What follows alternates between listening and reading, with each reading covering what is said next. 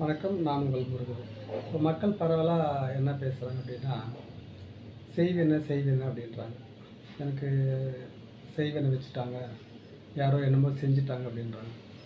அது யாரும் மற்றவங்க செய்கிறதுனால நமக்கு வர்றதில்ல. நாம் என்ன செய்கிறோமோ அதுக்கு தான் நமக்கு திரும்ப பிரதிபலனாக கிடைக்கும். ஆகவே செய்வனன்றது ஒன்றுமே இல்லை. நீங்கள் என்ன செஞ்சுருக்கிறீங்களோ அதற்கான வினை நமக்கு வரும். இதுதான் திருக்குறளில் திருவள்ளுவர் ஊழ் அப்படின்றாரு.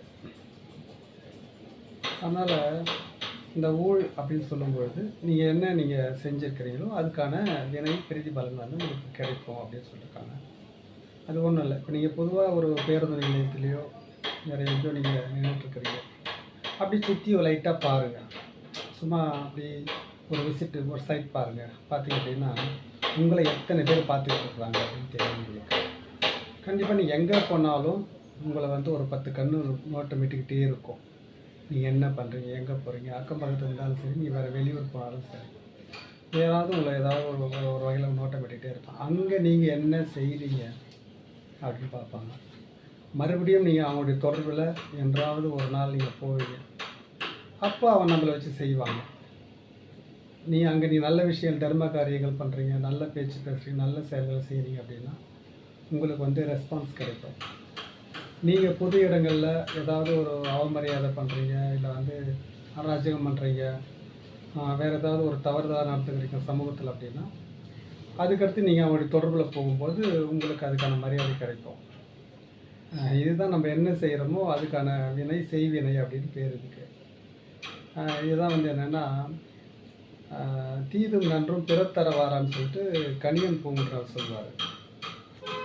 அதுபோல் வாழ்க்கையில் நம்ம என்ன செய்கிறோமோ அதுக்கான பலன் நமக்கு கண்டிப்பாக டெஃபினெட்லி கிடைக்கும். அது காலம் சரியான நேரத்தில் நமக்கு அது ரிஃப்ளெக்ட் ஆகும். நம்ம வாழ்க்கையில் அது பிரதிபலிக்கும் நம்ம செய்கிற விஷயங்கள் எல்லாமே. ஆகவே நம்ம நல்ல விஷயங்களை செய்யணும், நல்ல விஷயங்களை பேசணும், நல்ல விஷயங்களை தேர்வு செஞ்சு மக்களுக்கு நம்ம கொடுக்கணும். அப்படின்னும்போது நீங்கள் உங்களுக்கு சிரமமான காலங்களில் உங்களுக்கு அந்த நல்ல விஷயங்கள் உங்களுக்கு கூட துணையாக இருந்து உங்களை பாதுகாக்கும். அது நம்ம கண்ணுக்கு தெரியலனாலும் கூட அந்த விஷயங்கள் ஒரு பாதுகாப்பு வளையமாக கவசமாக இருக்கணும். அதுதான் நம்ம முன்னோர்கள் நாம் பாதுகாப்பாக இருக்கிறதுக்கு இந்த சில தர்ம காரியங்கள் செய்யணும்னு சொல்லிட்டு போயிடறாங்க. திருவள்ளுவர் கூட வெள்ளத்தனைய மலர்கிட்ட மாந்தர்தம் உள்ளத்தனைய உயர்வு அப்படின்வார். அதுபோல் மனசளவில் நாம் உயர்ந்த சிந்தனைகளை வச்சுக்கணும். நன்றி. நம்முடைய அந்த உயர்வான சிந்தனைகள் தான் நம்முடைய வாழ்க்கையை உயர்த்தும்.